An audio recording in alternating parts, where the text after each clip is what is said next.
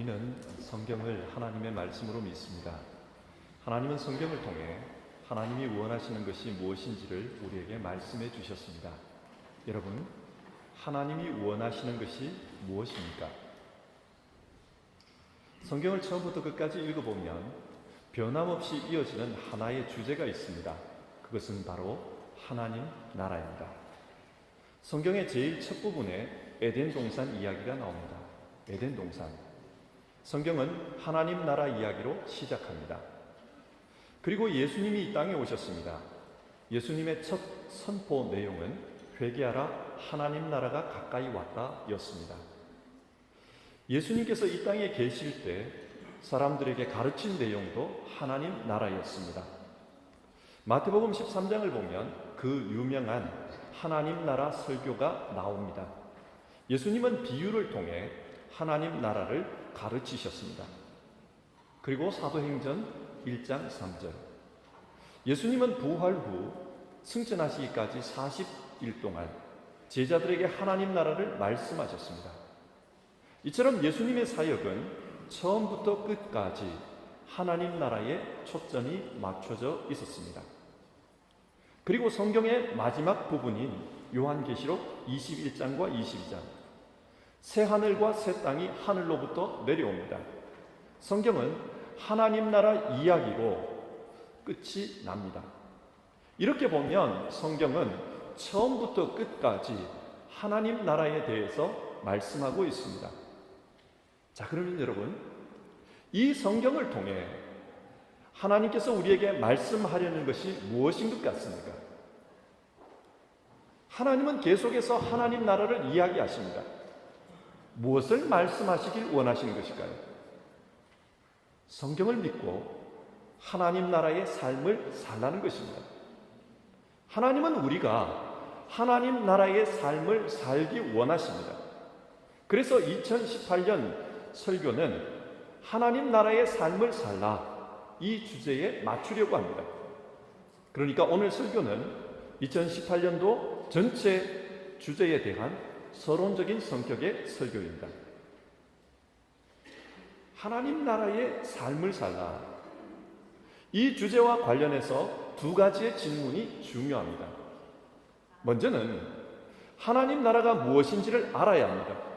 하나님 나라가 무엇인지를 알아야 하나님 나라의 삶을 살 수 있습니다. 그리고 두 번째는 구체적으로 어떻게 하나님 나라의 삶을 사는가 하는 것입니다. 하나님 나라의 삶이 구체적으로 어떤 것인지를 알아야 그것을 실천할 수 있습니다. 자, 그러면 이 두 가지 질문을 가지고 오늘 설교를 한번 풀어가 봅시다. 먼저 첫 번째 질문입니다. 여러분, 하나님 나라가 무엇입니까? 사람들이 흔히 하는 오해 중에 하나는 하나님 나라라는 이 표현 때문에 하나님 나라가 구체적인 국가 혹은 눈에 보이는 어떤 조직이라고 생각하는 것입니다.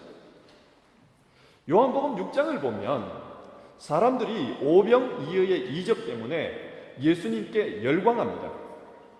예수님이 자신들을 가난으로부터 건져내고 하나님 나라를 이 땅에 가져올 뿐이라고 생각한 것입니다. 그래서 억지로 예수님을 왕으로 삼으려고 했습니다. 무슨 말입니까? 유대인들이 생각한 하나님 나라는 경제적으로 풍요로운 나라였습니다. 풍요로운 나라, 그 나라를 하나님 나라로 생각했습니다. 또 요한복음 18장입니다. 빌라도가 예수님께 이런 질문을 합니다. 유대 사람들이 말하기를 당신이 자칭 유대인의 왕이라고 한다는데 당신이 진짜 유대인의 왕이요? 사람들이 지금 당신을 반역죄로 고발했어. 당시 사람들은 예수님이 큰 권능을 사용해서 이스라엘을 로마로부터 독립시킬 것이라고 생각했습니다. 정치적으로 독립된 나라, 그것이 하나님 나라라고 생각한 것입니다. 그러나 예수님은 내 나라는 이 세상에 속한 것이 아니니라 아주 분명하게 말씀해 주셨습니다. 예수님이 추구한 하나님 나라는 이 세상의 정치적인 나라가 아니었습니다. 하지만 예수님의 제자들은 부활 이후에도 여전히 정치적인 하나님 나라를 생각합니다. 사도행전 1장 6절, 주님께서 이스라엘에게 나라를 되찾아 주실 때가 바로 지금입니까?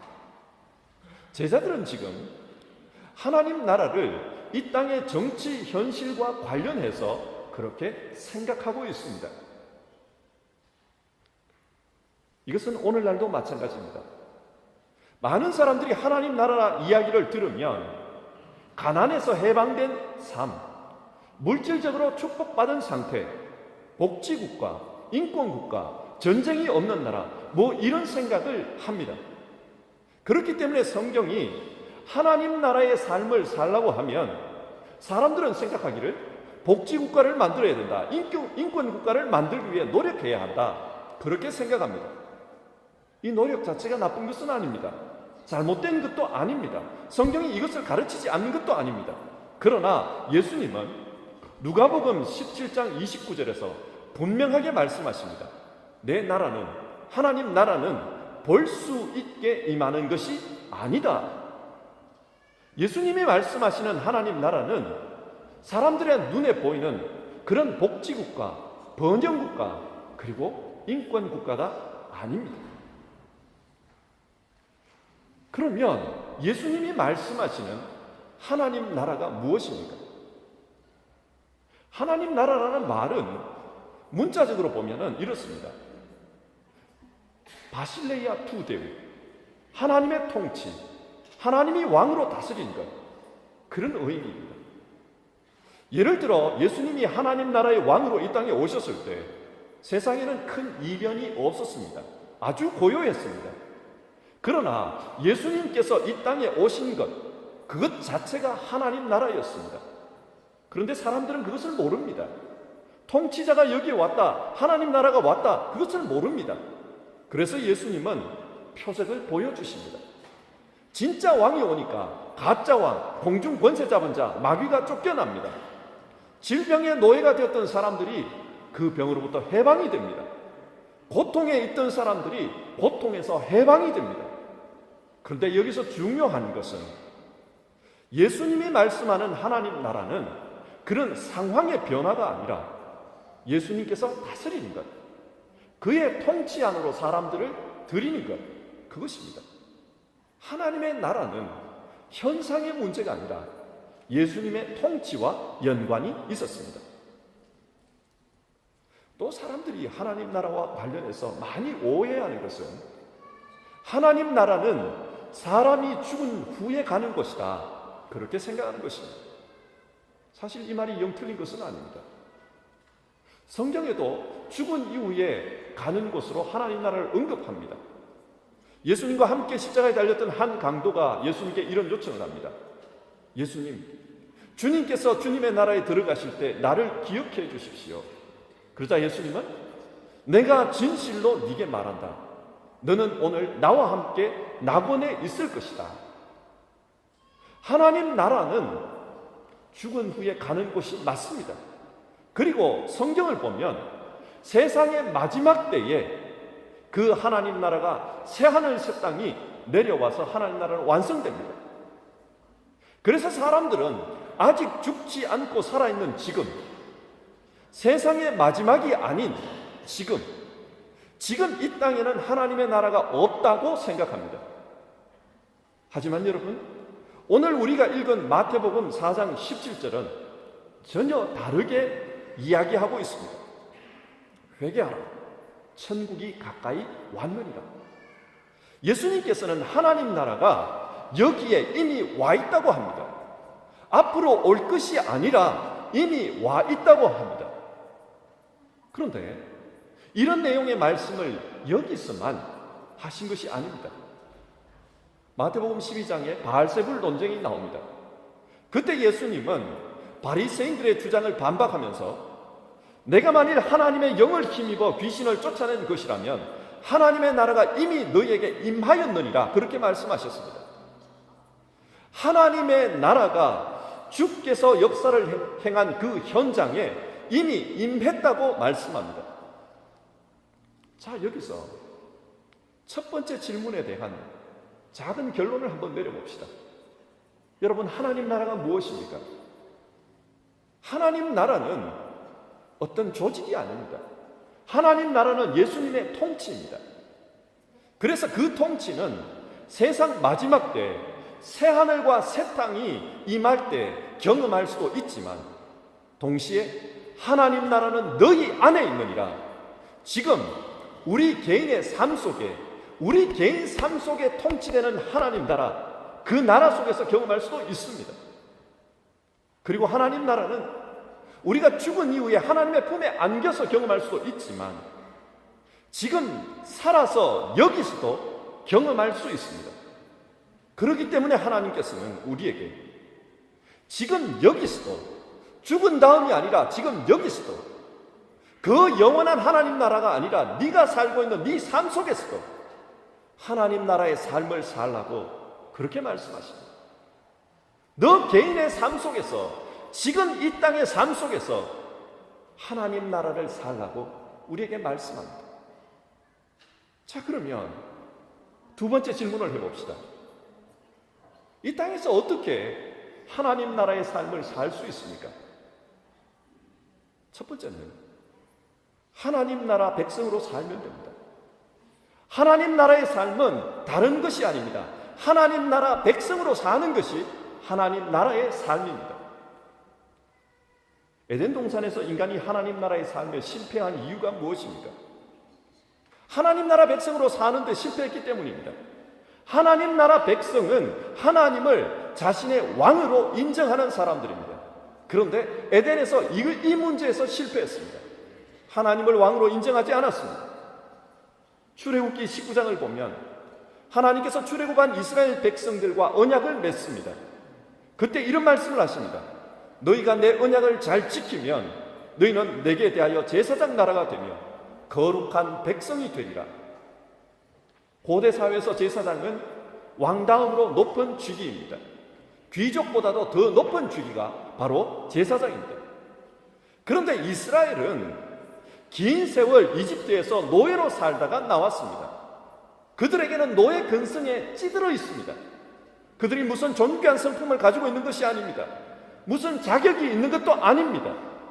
아무런 조건도 자격도 없지만 하나님과 언약을 맺어서 하나님의 백성이 되었기 때문에 그들은 하나님의 제사장이 되었습니다. 그런데 이들 역시 하나님 나라의 삶에 실패합니다. 왜 실패합니까? 다른 이유는 없습니다. 하나님을 자기의 주인으로 인정하지 않았기 때문입니다. 하나님 백성으로 사는 데에 실패한 것입니다. 그래서 성경은 말씀합니다. 영접하는 자, 곧 그 이름을 믿는 자에게는 하나님의 자녀가 되는 권세를 주셨으니 이는 혈통으로나 육정으로나 사람의 뜻으로 나지 아니하고 오직 하나님께로부터 난 자들이니라. 하나님 나라의 삶은 하나님을 주님으로 영접하면 그것으로 족합니다. 하나님 나라의 삶은 이것을 해야 들어갈 수 있다, 저것을 해야 들어갈 수 있다, 그런 조건이 없습니다. 그저 하나님 백성으로, 하나님을 왕으로, 하나님을 내 주님으로 인정하면 그것으로 족합니다. 오늘 본문에서 예수님은 회개하라, 천국이 가까이 왔느니라 선포하셨습니다. 여러분, 이게 무슨 말입니까? 회개하라. 이 말은 히브리어로 슈바라는 단어입니다. 슈바는 돌아가다, 그런 뜻입니다. 그러니까 원래 상태로 돌아가라. 하나님 나라가 왔으니까 원래 상태로 돌아가라, 그 말씀입니다. 근데 원래 상태가 무엇입니까? 하나님 백성의 자리, 그 자리가 원래 상태입니다. 하나님을 주인으로 섬기는 그 자리, 하나님 백성의 자리로 돌아가면 그 자리에 하나님의 나라가 있다는 것입니다. 우리는 원래 하나님 나라의 삶을 살펴보면서 마태복음 5장에서 7장까지 산상설교를 매주 볼 것입니다. 오늘 읽은 팔복은 산상설교의 서론에 해당되는 부분입니다. 왜 팔복인가? 주님께서 8번에 걸쳐 이런 사람이 복이 있다 선포하셨기 때문입니다. 근데 여러분, 이들이 진짜 복된 사람들입니까? 한번 생각해 보십시오. 세상적으로 보면 이들은 정말 복 없는 사람입니다. 그렇지 않습니까? 가난하기 때문에, 가난하기 때문에 하늘만 쳐다보고 살아갑니다. 가난해서 하늘만 쳐다보고 사는 그 사람이 정말 복된 사람입니까? 힘이 없어 늘 당하고 살고 삶에 애환이 많고 억울함이 많아서 애통하며 사는 사람, 그 사람이 진짜 복 있는 사람입니까? 또 세상에서 박해받는 사람이 복이 있다고 합니다. 남에게 박해받는 사람, 남에게 욕먹는 사람, 그 사람이 진짜 복된 사람입니까? 이들은 세상적으로 보면 모두 복이 없는 사람입니다. 그러나 하나님을 왕으로 인정했기 때문에, 하나님 나라의 백성이 되었기 때문에, 그래서 그들은 복이 있다고 선포합니다. 하나님 나라 백성이기 때문에 그들은 하나님 나라의 사람입니다.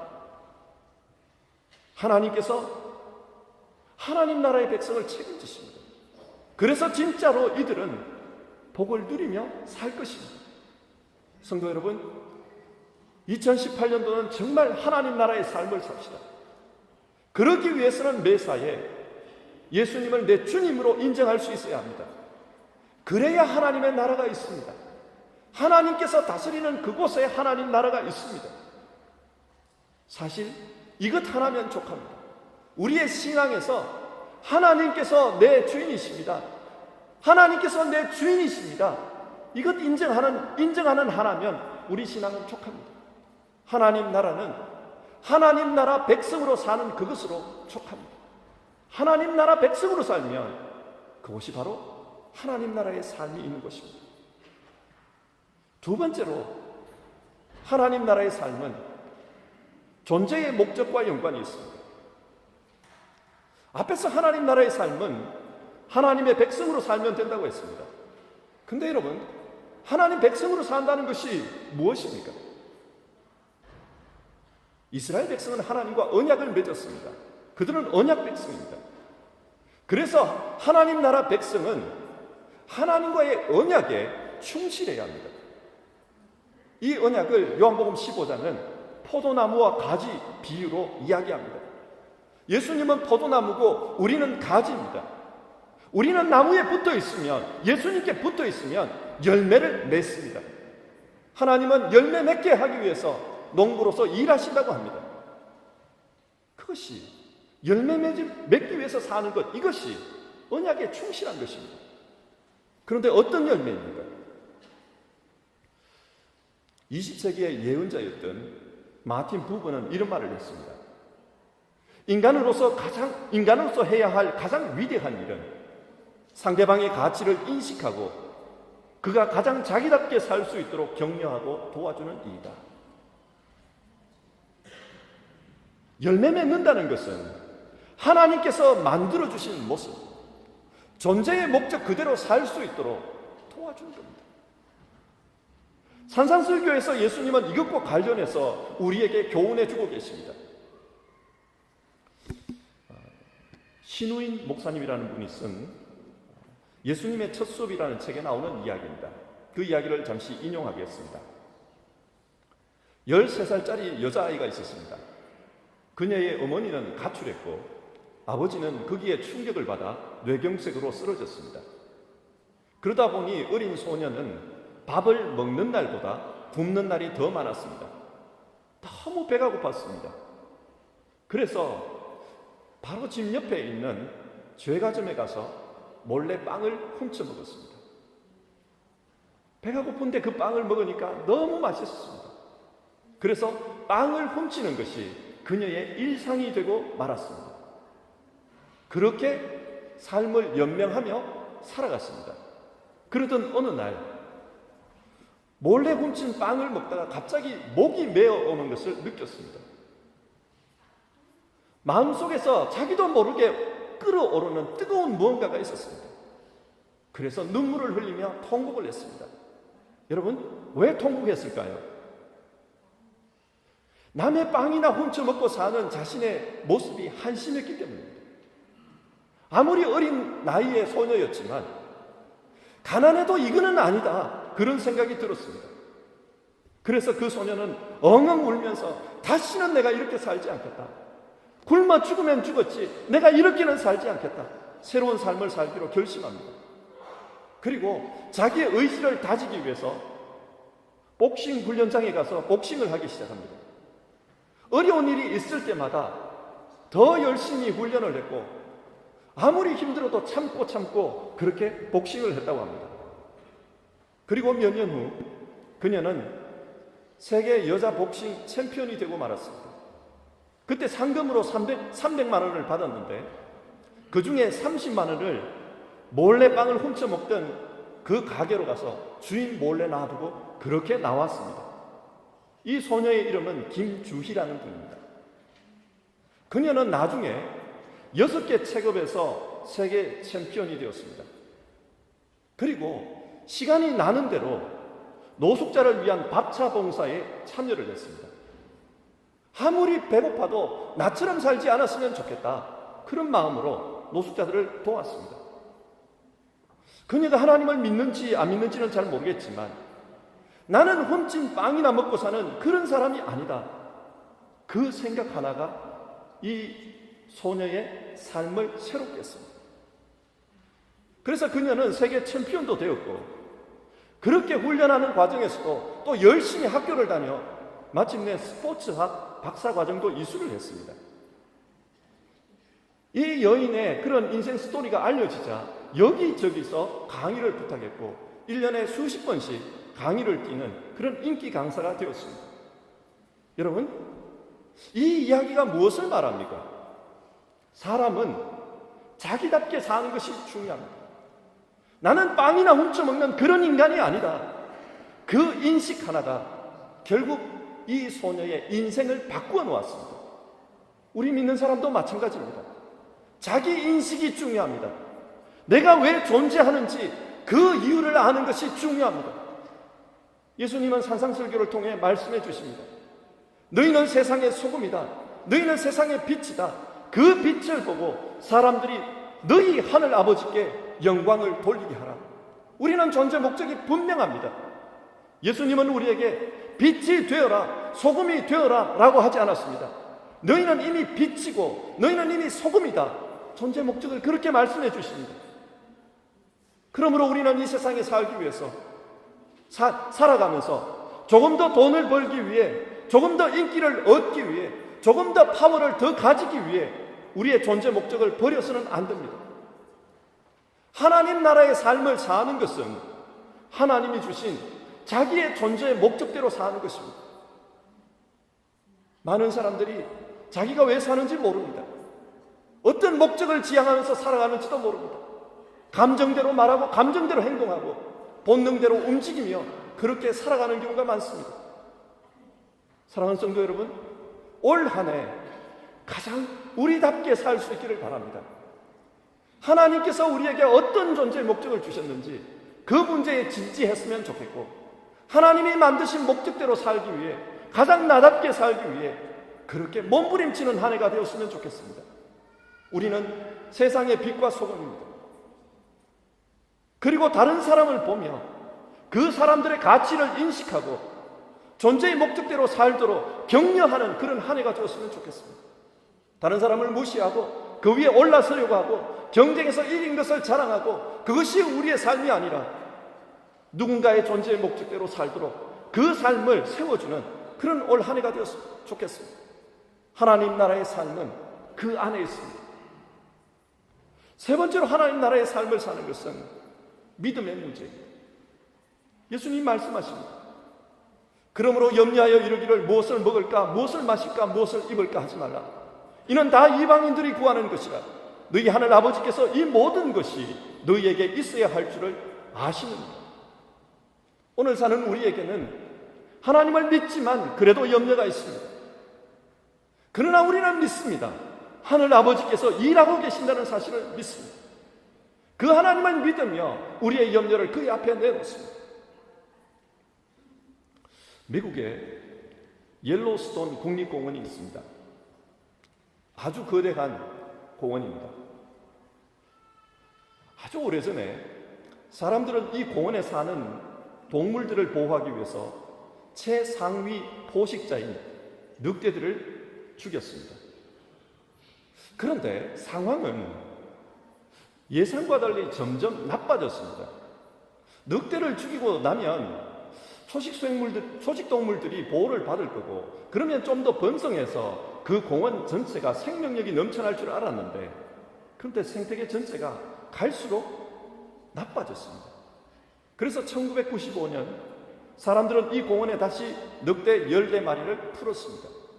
근데 신기한 것은 이 늑대를 풀어놓자 생태계가 정상화되기 시작했습니다. 늑대들이 사슴을 사냥합니다. 사슴의 수가 급격하게 줄어듭니다. 사슴이 줄어드니까 사슴이 먹는 그 식물들이 살아남습니다. 식물들이 더 많아집니다. 나뭇가지가 많아지고 숲이 울창해집니다. 그러자 새들이 돌아왔습니다. 또 숲이 울창해지자 흐르는 강에도 변화가 생겼다고 합니다. 멸종되었던 비버가 돌아왔고 어류들도 많아졌습니다. 이 늑대는 먹을 것이 없을 때는 설치류를 잡아먹는 작은 코요테를 사냥하기 시작했습니다. 그러자 코요테가 줄어들자 토끼와 쥐가 늘어났습니다. 그러자 토끼와 쥐를 잡아먹는 여우와 쪽제비 수가 늘어났다는 겁니다. 또 이들을 잡아먹는 독수리가 늘어납니다. 연쇄 반응이 계속해서 일어납니다. 근데 신기한 것은 이 늑대로 말미암아 강줄기마저 바뀌었다는 겁니다. 강의 흐름이 달라졌습니다. 숲이 생기니까 물의 흐름이 달라졌습니다. 그 결과 강의 침식이 줄어들었고 강의 여기저기에 웅덩이들이 생겨났습니다. 야생동물들이 서식하기 아주 좋은 그런 환경으로 바뀌었다는 겁니다. 사람들은 그 공원을 보호하기 위해서, 그 공원에 좀 더 많은 생명이 살 수 있도록 하기 위해서 늑대를 죽였지만 이 늑대가 생태계를 정상적으로 유지한다는 것은 몰랐던 것입니다. 자연의 힘은 대단합니다. 그래서 자연 그대로 둘 때 오히려 자연은 보호가 더 잘 된다는 것을 이 사례가 우리에게 교훈으로 전해줍니다. 인간은 70년 동안 노력했지만 그 공원을 보호하는 데 실패했습니다. 그러나 자연 그대로 맡겨두니까 그 공원은 정상화되었다고 합니다. 여러분, 이게 뭘 말합니까? 사람보다 자연이 더 대단합니다. 사람이 지식이 많고 모든 것을 컨트롤할 수 있고 대단하다고 생각하지만 사실은 그 반대입니다. 자연이 더 대단합니다. 그런데 이 자연을 누가 돌보고 계십니까? 예수님은 이 산상수훈에서 공중나는 새를 먹이는 자가 누구이냐, 들에 핀 백합화를 입히는 자가 누구이냐, 그 이야기를 하십니다.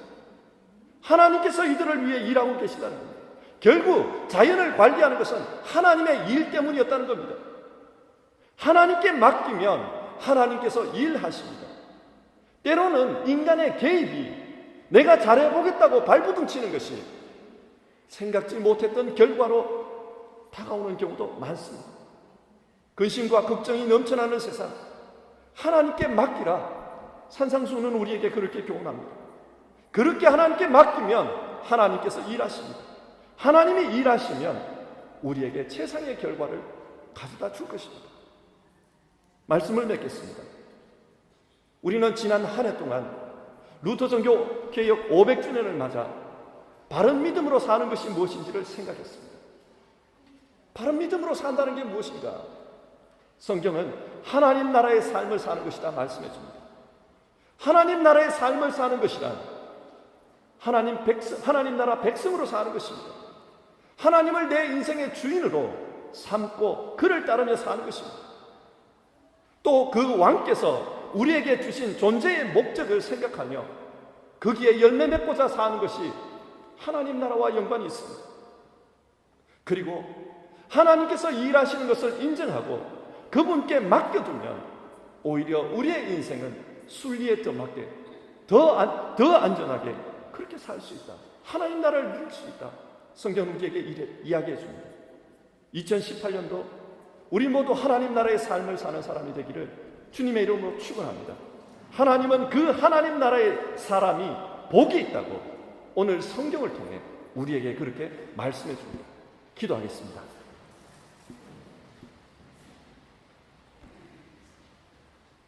하나님 아버지, 우리에게 새해를 허락해 주셔서 감사합니다. 이 한 해 동안 산상설교의 말씀을 통해 하나님 나라의 삶에 대해 생각하려고 합니다. 우리 모두 이 말씀을 내 말씀으로 생각하고 하나님 나라의 삶을 살아가게 하옵소서. 하나님 나라의 백성으로 살게 하옵소서. 하나님이 만들어주신 존재의 목적을 생각하며 살게 하옵소서. 하나님께 삶을 맡기고 믿음으로 살게 하옵소서. 우리 주님 예수님의 이름으로 기도드립니다. 아멘.